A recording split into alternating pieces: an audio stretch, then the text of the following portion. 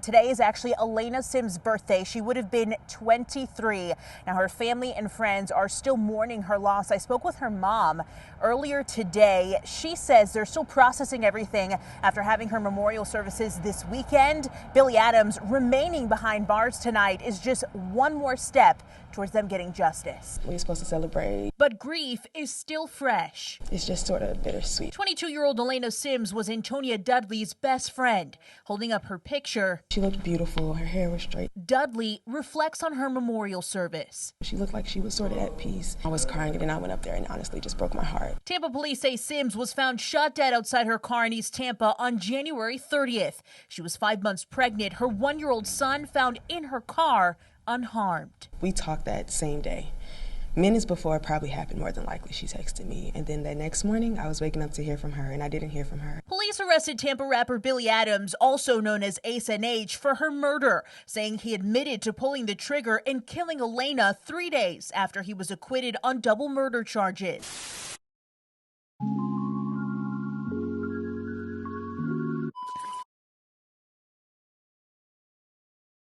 This pregnant mother had her entire life ahead of her with her kids. That's until her boyfriend, who's accused of killing her, snuffed out her future. Billy Adams lured Elena Sims with a promise of a party days after he was acquitted of double murder. And tonight, in a story you'll only see on Fox 13, one juror tells us they knew he would kill again.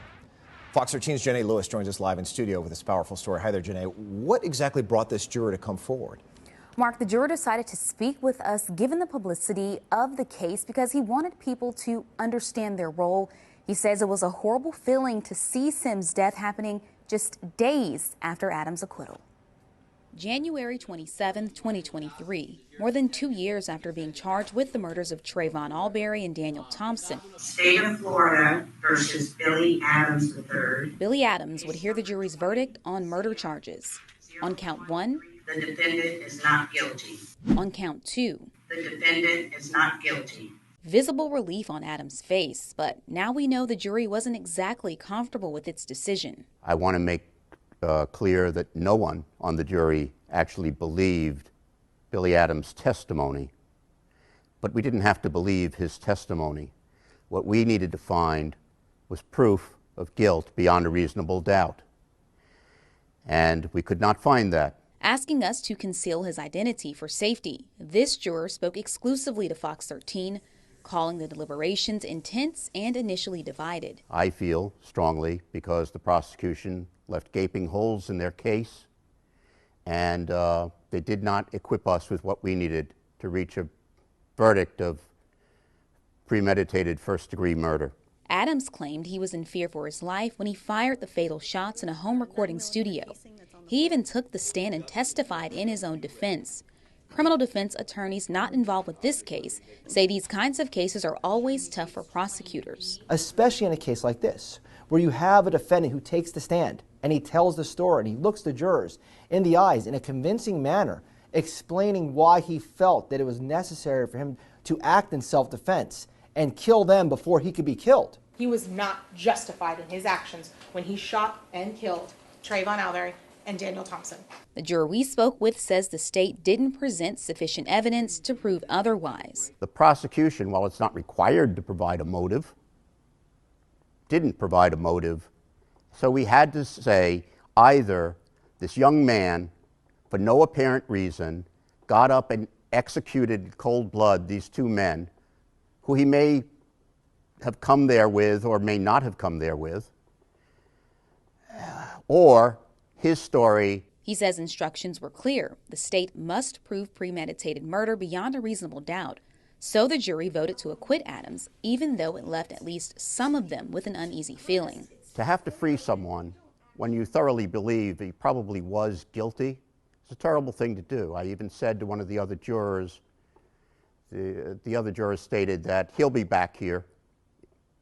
And I said, yes, but then there'll be another body. And less than 3 days after his acquittal, Tampa police would find the body of 22-year-old Elena Sims feet away from her young son sleeping. Police would quickly link Adams to her death, alleging he lured her there, then shot and killed the pregnant woman because he didn't want to be a father. When this juror heard that news, it came as quite a shock even though I expected at some point he might reoffend. I didn't think it would be just a few days after we acquitted him. He believes the next jury Billy Adams faces will be in a better position. We had to follow the law, and I'm glad that in this second case, this second trial, there will be apparently overwhelming evidence of his guilt. The next jury will be able to take this person off the streets for good.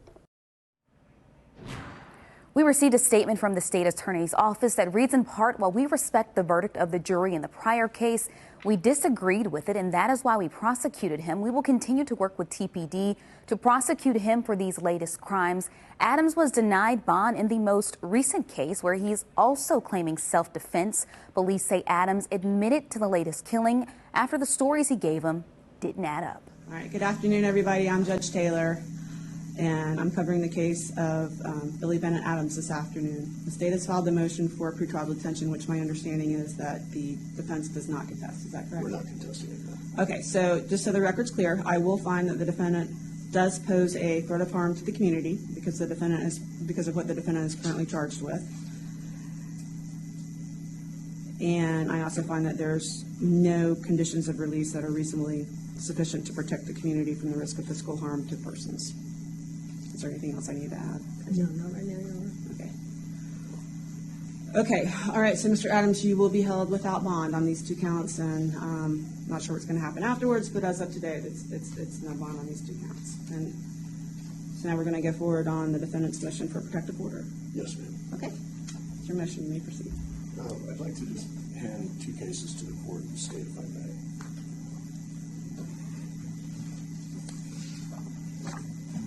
Yes. Grab my glasses real quick.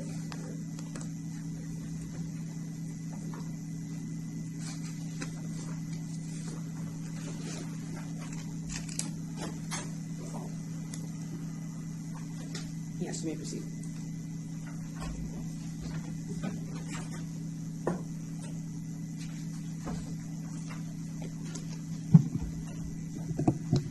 Yes, okay, so I've been asked by Ray, please state your names for the record. Yes, ma'am. My name is Jamie Kane. I represent Billy Adams. With me also is co-counsel Rocky Brancato. If you could please, I'm sure the media would like for you to spell both of you also last names. Okay, does this mic amplify? Can everybody hear me okay? Okay, thank you. And I represent Billy Adams. His name is Jamie Kane. With me is co-counsel Rocky Brancato, and Mr. Adams is present in court today. What I've done is I provided to the court. And Kane is spelled? Oh, I'm sorry, K-A-N-E. And for the state? Teresa Hall represents the state. My spelling of the last name is H-A-L-L. Thank you. All right, thank you, Judge.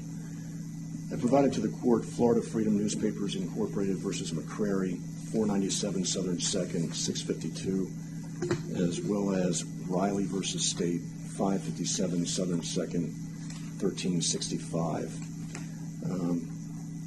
McCrary is a first DCA case. Riley is a Florida Supreme Court case. What we're asking the court to do is, because of the unusual nature of this case and the procedural, uniqueness, we're asking the court to issue a protective order and to order that no one from the State Attorney's Office, Tampa Police Department, Hillsborough County Sheriff's Office, or the Clerk of Court issue or make any statements or provide any discovery documents or case-related documents to the press or make any statements about this case to third parties. And I understand that these types of motions don't occur that often, but because of the uniqueness of this case and because of the amount of information that has already made its way into the public domain, we believe that any further information related to this case could certainly impact Mr. Adams' right to a constitutional and fair trial here in Hillsborough County. The more the information that is disseminated, the less likely that the threat of prejudice will dissipate over time and will increase the likelihood that we won't be able to impanel a fair and impartial jury due to the influence of publicity related to this case. I can say that over the past 3 days, People magazine has picked up the story. The Daily Mail in London has picked up the story. The widespread publicity is staggering, and how quickly information has been broadcast. Florida Freedom Newspapers versus McCrary, in that case, the first TCA upheld a gag order related to correctional officers who were charged with crimes in office, so to speak. And in that case, they made it a point to say that they're not trying to restrict public access to the courtroom, just information that is being shared with the public. And for the same reasons that we've already outlined so far in the motion is the reason why the first DCA upheld the trial court's issuance of a temporary protective order limiting the amount of information and more or less silencing any party involved with access to that information, including the attorneys, pending sequestration of the jury at trial. And what Riley versus State stands for is essentially what happens when that doesn't happen. When the public has access to, say, information that was ultimately suppressed. Like in Riley, the juror, the prospective juror, who was not stricken for cause, was made aware through press documents that a confession had occurred, that the defendant, Riley, had confessed. That confession was ultimately excluded. But the impact on the juror was such that when he was not stricken for cause and all peremptories had been exhausted, the Supreme Court said in a death penalty case, no, that juror should have been stricken for cause. And what we have here is an example of what happens when information about a case is allowed to flow freely before an individual is tried fairly. And so what we're asking this court to do is to, in the motion, I've laid out exactly the facts that have been disseminated, in addition to a most recent Fox 13 news article that more or less tracked the motion for pretrial detention. Every fact alleged, whether speculative or whether supposition or opinion, was published by Fox 13 as recently as February 9th, following the filing of the motion for pretrial detention. So, which also includes potentially information that may get suppressed in this case. So we have no guarantees of what the court is going to allow the jury to hear, but what we have here is information flowing freely from the state attorney's office to the press, to the public, some of which is highly speculative, some of which is highly inaccurate. So I'll give you an example. The press has reported that the age of the child inside the car was 18 months or 23 months. So we don't have consistent reporting even on something as simple as the age of the child in the car. We have police speculating on motive, saying that Mr. Adams' motive here was because he didn't want to be a father and he had other romantic interests going on. There is no evidence to support that statement by the police to the press at a press conference, which makes its way to the public. Understanding the state doesn't have to prove motive, but that is gossip. So what you have here are the police authorities spreading gossip about motive that is not established in this case. And what that creates in the minds of the jurors is a permanent impression until that threat dissipates. And we're not able to control it. So what we're asking this court to do is to exercise its inherent power to elevate Sixth Amendment rights to a fair trial over First Amendment rights to the press to any disclosure that may exist between the state and the defense. And what we have in Florida Freedom Newspapers versus McCrary is that exact point.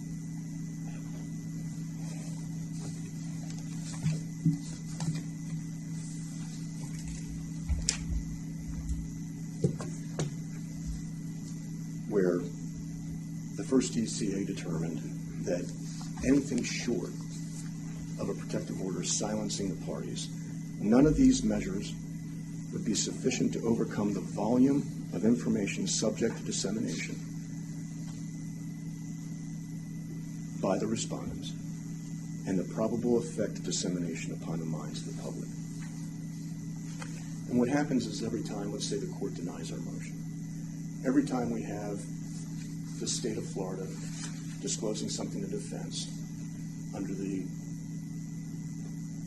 Freedom of Information Act under Chapter 119, if we engage in discovery and the state discloses something to the defense, the press has a right under Chapter 119 to get that information and do whatever they want with it. That's the First Amendment right they have. If that happens, and we're trying to get a jury, let's say we don't waive speedy trial. If that happens, every time that happens, we have to wait for the threat of that dissemination to fade. As we all know, if something is in the press today, it may not be in the press 6 months from now. But if that is constantly turning over back and forth with information, and the press is constantly sending this information out, keeping up with the progress of the case, we file a motion to suppress. The press gets a hold of it. We file a motion in limine. We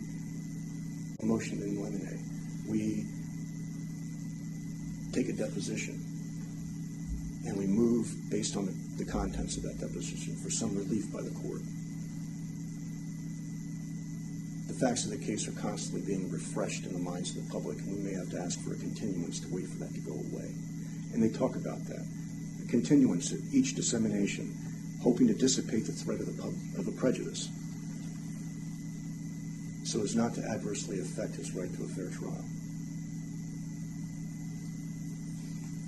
Because of the unusual nature of this case, because of the swiftness with which he was arrested following an acquittal on double homicide, people have taken a great interest in this case.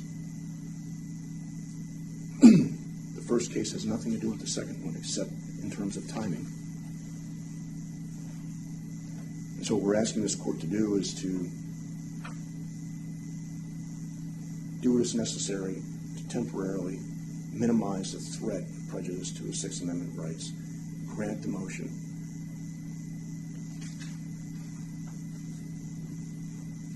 in order that each party, whether the clerk's office, state attorney's office, Hillsborough County Sheriff's Office, Tampa Police Department, make no statements to third parties, the press, and to order the clerk not to disseminate or publish any information exchanged between the state and the defense. Okay, I have a couple of questions. Yes, ma'am.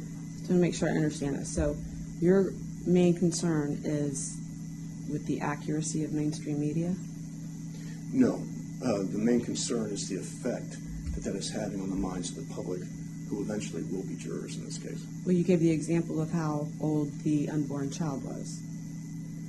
Right. Part of that is that in addition to the facts, which may not be in dispute here, the accuracy of the information is also a concern, because we don't control what the press says. We don't control how it's reported.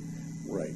So when inaccurate information is taken from otherwise accurate reporting, that compounds the potential for prejudice. Meaning that if accurate information is one thing, that's fine. We also don't want any information going out about this case. But the threat of prejudice is increased dramatically when that information is not accurate. So one of the ways we control and prohibit and avoid inaccurate information is to make sure no information gets out. Well, a couple more follow-up questions on that. Just so that we're clear, I do not, even though I am a judge, I do not have the ability to order mainstream media to be accurate in their reporting. I understand. Okay. That's the first question. Second question is, are you familiar with a very big media case that's going on right now as we speak in South Carolina, the Murdoch trials? No, ma'am. I am not actually familiar with that case at all. Okay. They didn't press all over nationwide, worldwide press. Speedy wasn't waived, jury's not sequestered. In fact, the rule wasn't even invoked. But if you're not familiar, it's going to be difficult to have a conversation with you about that, so we'll skip that. I would like to say before I move on to the state's response, I mean, I think we can all agree that Florida is certainly not at a lack of media cases. In fact, I want to say that we're probably, if not the number one, probably the number two state as far as trials covered by court TV or mainstream media here. I mean, there's a reason we have those memes called Florida Man, just because we have such notoriety cases here. So I will say, I mean, the media is usually great interest in our Florida cases, and we're usually very open to the press. So with that, I'll turn it over to the state. Thank you, Laura. First of all, I'm not sure that you're fit, not you fit, but the court at this moment is fit to rule on this, because Tampa Police Department, Hillsborough County Sheriff's Office, and the clerk's office were not served notice of this. Okay. I got it This morning. But the other entities that he's asking you to restrict haven't been served notice. So that's the first thing. The second thing is that the court is well aware that Chapter 119 is what allows our broad public access. The court was formally board certified in that area before it became a judge. Yes. All right, and so we have the court. We have media here now, where a lot of states don't allow media to have cameras or any kind of recording equipment in the courtrooms. Florida's not that way. Chapter 119 has exemptions to what can and cannot be disclosed during discovery. We're not to that point. We haven't even had a grand jury to form an indictment yet. So discovery has not went back and forth. Formal discovery has not went back and forth. And even when it does, Chapter 119 has exemptions of what can be and what cannot be shared, including transcripts of a defendant's statement. Those would not go to the media. If there were to be a motion to suppress and those were played in open court, that would be different. Then the media would have access to those documents. Another point I want to make is that the comments made by State Attorney Lopez in a very brief 3-sentence press conference did not violate any ethical obligations, did not violate any rights to a fair trial for the defendant. Ms. Lopez, Honorable Ms. Lopez, did say that we respect the verdict of the jury in the prior case and that we disagreed with it. Otherwise, we would never have prosecuted the case to begin with. If we agreed with the jury, we wouldn't have prosecuted the case to begin with. There is not one single case that we could find that states the state attorney in Florida can't say that. That they can say that they respect the jury's verdict, we may not agree with it. When we go forward with the prosecution on any case and there's a not guilty, we likely don't agree with that verdict, otherwise we wouldn't have prosecuted to begin with. I also want to make sure that the court is aware that this office does everything in its power to assure that every defendant receives a fair trial. We have meetings about it. It is our belief. We did not do anything to violate Professional Rules 4-3.6. We have not done that in any other cases in this office, and we have not done that in this case. We would always want the defendant to have a fair trial. But there is also Chapter 119, not to mention Marcy's Law. Correct. I have a right, we have an obligation to talk to third parties, i.e. next of kin. They have a right to know certain things about what's going on. It's written in now into our Constitution. And so if you were to prohibit third-party conversations, then you would also be violating Marcy's Law. Not to mention, we believe you would be violating Chapter 119. We will follow whatever rules this court imposes. We will follow Chapter 119. We will follow the rules of professional responsibility 4-3.6 in this case, as well as every other case we prosecute. But we don't believe that all of the parties have been properly served. And even if you find that you want to go forward, we don't believe that this motion should be granted for the reasons I've cited. All right, defense? Yes, I believe what Ms. Hall said is that by granting the motion, you would be in violation of Chapter 119. I would just draw the court's attention to... I'm not sure that's, I think it was more that Chapter 119 does govern a certain chunk of this case, which everybody's bound by. And also, one thing I did want to mention is, in reference to the older case, the case that he was acquitted on, 20 CF 13495, that case was closed. It's completely open to public records. And this would not be the courtroom to hear that. If they wanted to not allow some of that to go out, this would not be, Division O would not be the court. It would be the court that it was in, either trial Division 2 or Division B. Correct. I don't believe I've made any reference. I'm not asking that the court seal or issue any sort of order related to the earlier case. I would just draw the court's attention to specific language of Florida Freedom Newspapers Incorporated versus McQuarrie. And in that, the court directly addresses the 119 issue. Right where it begins at headnote 3, in the opinion on page 4 of the document that I provided, the trial court has the inherent power to control the conduct of the proceedings before it, and it is the trial court's responsibility to protect the defendant in a criminal prosecution from inherently prejudicial influences which threaten fairness of his trial and the abrogation of his constitutional rights. It goes on to protect the defendant in a criminal prosecution from inherently prejudicial influences which threaten fairness of his trial and the abrogation of his constitutional rights. It goes on to say, we conclude, based upon the following comments by the court below, that it appropriately struck the balance in favor of the defendant's right to a fair trial under the Sixth Amendment, and it quotes the court as saying, the trial court, this court finds that these documents become public records when they are furnished to the defendant. That's true. And the case law is replete, and the Florida statutes are clear. It goes on to say, this court finds and concludes that the constitutional rights of the defendants are controlling over any and all provisions of Chapter 119 Florida statutes pertaining to public records, and this court has the authority pursuant to, and it quotes the discovery rules, to restrict or defer specified disclosures during discovery upon a showing of good cause.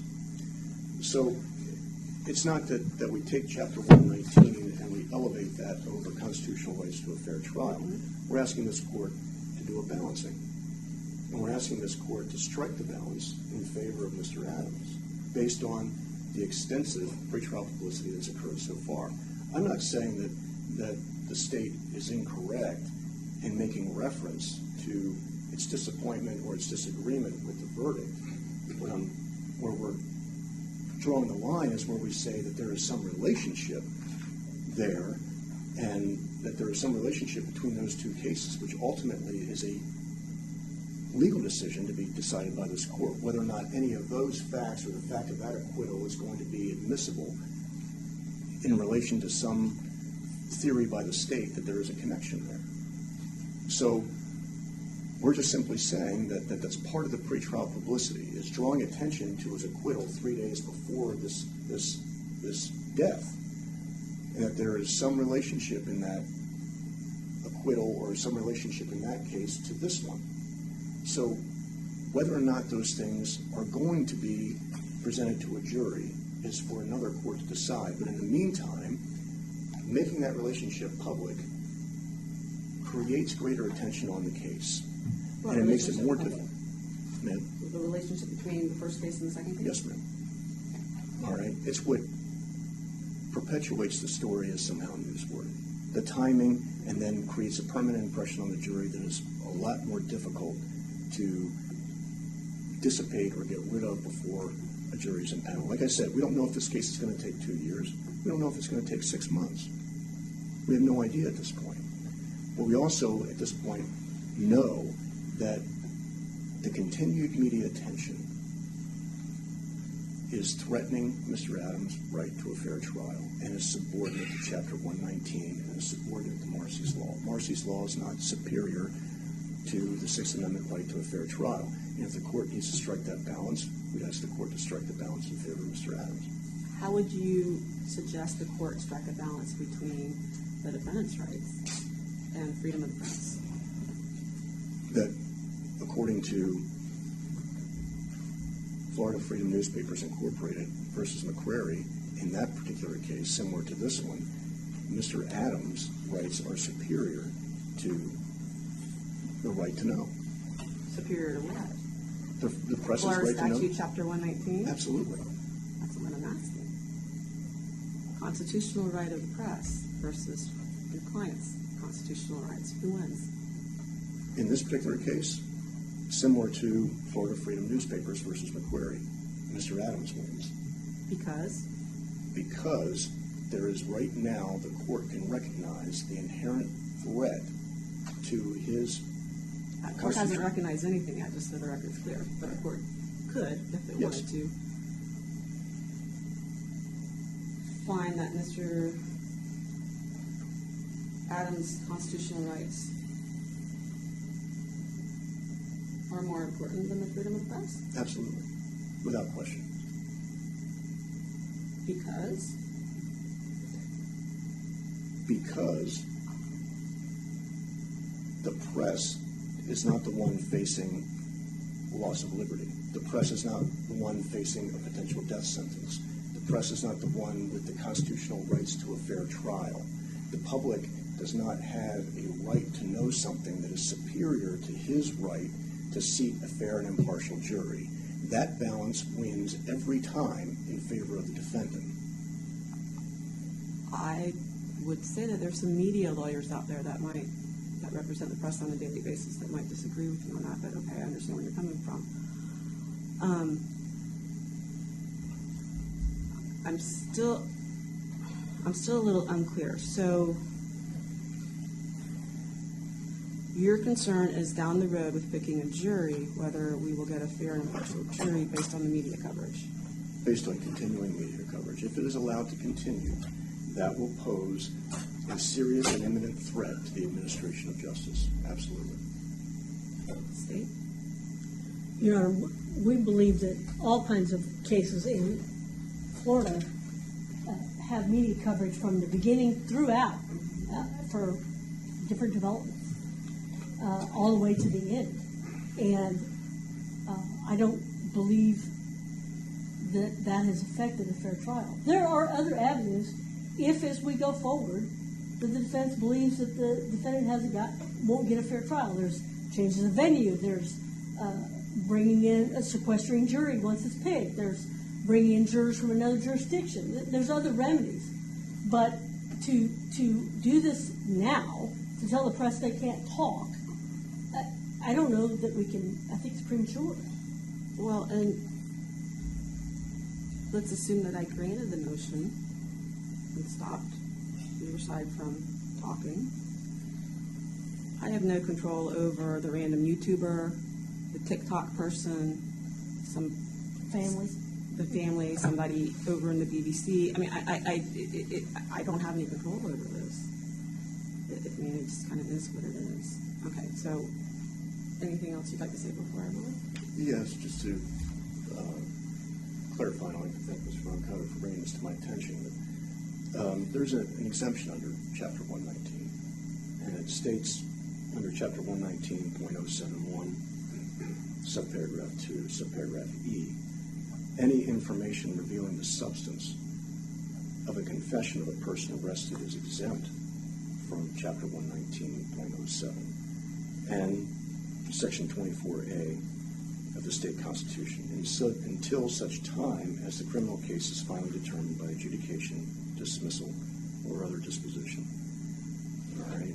So right now, as it stands, Tampa Police Department has already released the substance of the confession, and that has been published at length through the contents of the state's motion for pretrial detention. So it goes from Tampa Police Department revealing the substance of the confession to the state attorney's office, and then the state attorney and Tampa Police Department also discussing in a press conference the substance of the confession, and then the state attorney's office filing a motion for pretrial detention, which has gotten hold of by Fox 13, and then tracked almost by paragraph to the public. Now suppose, just as we had in Riley, that confession is suppressed, and we file a motion to suppress the confession, and that because this court has denied our request for a protective order, that motion is then distributed at, just printed out on the clerk's website by the press, and then they decide to print out and provide a copy of my motion to suppress confession, which, if granted, has already polluted the entire jury pool through public dissemination. That's how damaging this can be. And we don't know whether or not any statement made by Mr. Adams is going to be lawfully admitted into evidence. We don't know that yet. It's just way too early to know. So the only way we can protect the integrity of any suppression or exclusion or motion on our part, and the administration of justice through a fair and impartial voir dire, we're asking this court to grant the motion. Okay, back to your Chapter 119. If you do feel like Tampa Police Department or any other agency has violated Chapter 119, you can file an action against them, and I believe attorney fees are included. So something to think about going forward. Just FYI. Next state. Your Honor, the only thing I would have to say is I just want to make sure it's on the record. I don't represent the Tampa Police Department. I don't represent the Hillsborough County Clerk. We filed our petition. It was made public because it was filed through the clerk's office as we were supposed to file.